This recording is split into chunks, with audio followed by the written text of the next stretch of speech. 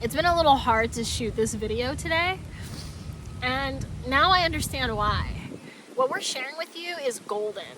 Yeah. Like, this is such a gem. And I can definitely see why the enemy wouldn't want this to be shared. Because this could set someone free out there. So whoever this video is for, receive. Amen. Today, we're going to be talking about how I ended up with 2 wedding rings. Throughout this whole YouTube journey, we've been trying to figure out what's appropriate to share and what's private. And so this ring testimony happened to be one of those things that we were kind of going back and forth on. But God definitely revealed to us that this is something that the world deserves to know. So this here, see the little guy, yeah. This here is my first wedding ring. Hopefully you can see it. She's so small, it's hard to see. But she's beautiful. She is absolutely gorgeous. This was the ring that Danny got onto one knee with and was like, will you be my wife? And I was like, yes, you know? And I knew what she wanted because she let me know her preference, you know, at that time was something small and beautiful, just like she is. So that's what I got. That's what I was able to do for her at the time. Before anybody like starts to hate on my man, okay, yes, I did ask for a small ring. I wanted something conservative because marriage to me was and is a pretty big deal. So I wasn't looking at the wedding, I was looking at the marriage. Amen. And for that reason, I was thinking about washing dishes, I was thinking about cooking, and I was like, I don't really want to wear something that looks out of place. Right? Because it's not all the time that I would be dolled up and wearing like full glam.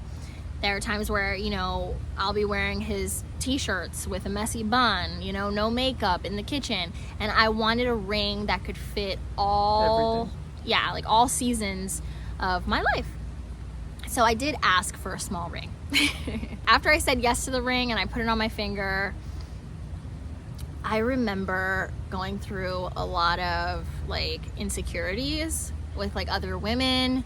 There were a lot of remarks made that it just made me feel like, oh no, like I like it, but like, is it too small? Like, you know, what happened? Like, I thought this was okay, but we were okay with it. And because we had a small ring, but we had a big marriage, we have a big marriage, okay? And I remember Daniel taking me to, you know, like the jewelry store, and he kind of wanted to get me like another one, but there were other plans that God had for our lives. Like there were other things, other projects that we were working on, and I didn't think that it was right for us to go make an investment in a ring when I already had one. Plus when he proposed to me, I was so emotional.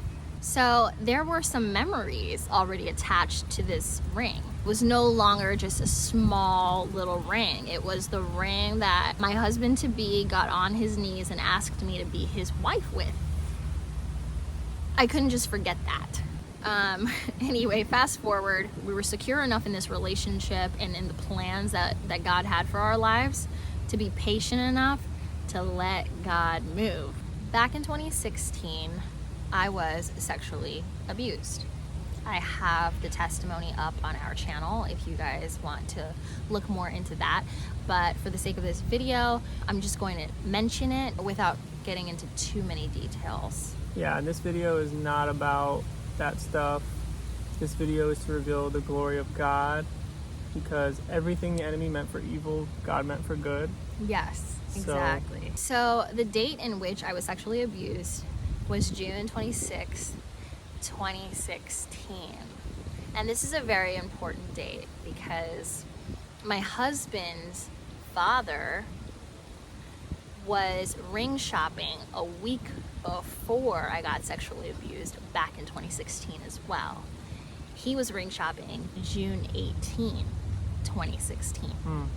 So my father was ring shopping back in 2016 because he was ready to propose to a woman at the time that he was with, and unfortunately that didn't work out and they never got married. So for a while, Daniel's father just had this ring locked up somewhere. Exactly. Now, how does this apply to us? I think like as the time was getting closer and closer to us getting married, I was seeking the Lord's face more and more.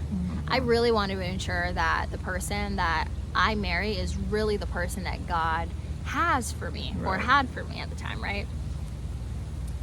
So I think I spent maybe like a week in prayer where I was just seeking the Lord's face. And during that week, Daniel went out for lunch with his father. And during that meeting or that day out, his father had mentioned to him this ring that he would be more than happy to give to us as a wedding gift. That would have been Father's Day of last year. Yeah, and that was June 18th. Are you seeing the correlations here? Yeah. So he mentions to me he has this ring if I want it, like for our marriage, right? And at the time I was like, the man in me, I guess, was just kind of like, I don't want to take another man's ring and give it to my wife. I was kind of like, let me be the one to give my wife the ring that I choose. Exactly. So like that was a factor too. So during this time, I had no idea that they had this conversation. Daniel had kind of answered for the both of us and was like, nah, we're good. Fast forward, God ends up revealing to me that, yes, this is your husband. And he revealed it to me through sermons. There were questions that I had when it came to this relationship that were answered through a series of sermons that I was watching. And I just knew God was speaking to me and telling me, yes, like, this is your husband. So after I came out of, I don't know, hibernating, I don't know, like a little prayer hibernation, I don't know what to call it. Consecrated time with God. Consecrated time with God. Daniel randomly one night after work ends up expressing to me that, you know, his father was thinking to give us a ring, and he said it so passively. Yeah, that's what I was gonna say. Like the way I brought it up was just like, oh yeah. He said something about a ring that he had from back in the day. Guy. And how did you react? And I remember being like, really? Like, that's interesting, you know?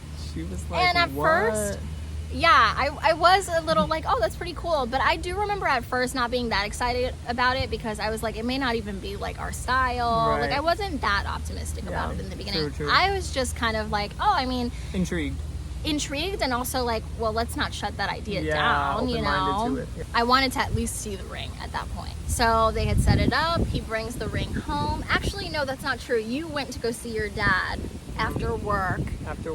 And then you sent me a picture of the ring. And when I saw the ring, I was like, that's so cute. It was a pretty cute ring because I love like silver rings. I don't really like gold rings. Yeah. And out of respect to Danny's dad, I don't know why I thought the ring was going to be gold.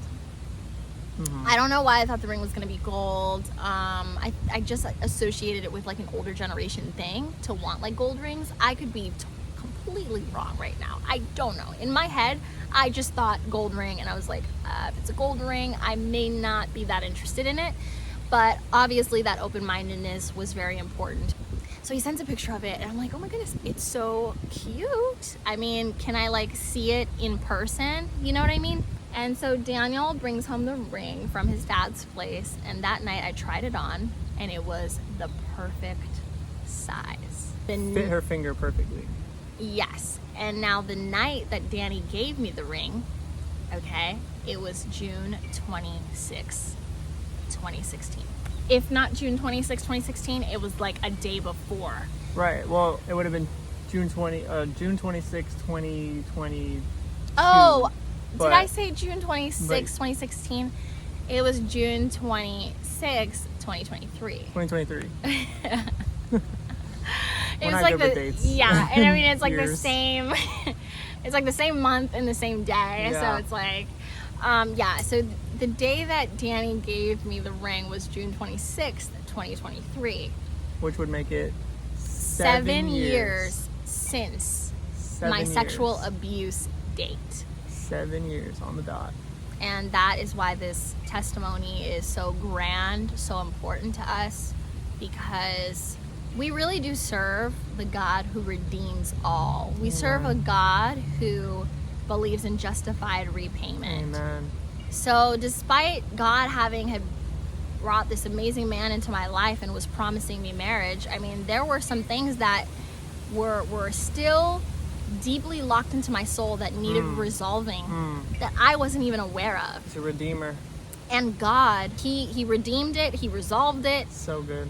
And I was like, whoa. So one thing we forgot to mention about this ring here is when I proposed to her, she saw the receipt for this ring. And on that receipt read contemporary. And what stood out to my wife was the word temporary. Immediately, doubt crept in and had her questioning this relationship and being like, well, God, what are you trying to say? Is this a temporary relationship? Should I not marry this man? And me, knowing that she's my wife, I'm trying to reassure her and tell her, no, that's just temporary. We're temporarily going to be engaged and then we're going to get married. And like, I didn't have the answer. I was confused. I was right there with her, like, what? Like, Lord, what? Yeah, so you know how in the beginning we told you that I went into a consecrated time with God? That is a huge part of the reason why, because that night when he proposed to me, I saw on the paper temporary. Yeah. And I was like, is that God telling me that this is temporary? But actually it was God telling me that the ring was temporary. Deep. Yeah, very, very deep. And I don't know who needs to hear this, but I'm just gonna go ahead and say it. Don't love the ring more than you love the man. Sometimes I think that we get really caught up in the materialistic things, but it's like, who cares how much your ring costs or how big it is if the health or the condition of the marriage isn't where it needs to be? And more specifically, what we can say is, don't love what the man can give you more than the man who is giving you these things. Amen. Right. Amen. I feel that throughout our engagement journey, I was exposed to the world of women sometimes, like us women, and just the way that the enemy can deceive us and the things that the enemy can have us focus on. I think that this ring testimony is very important to share with everyone because it shows that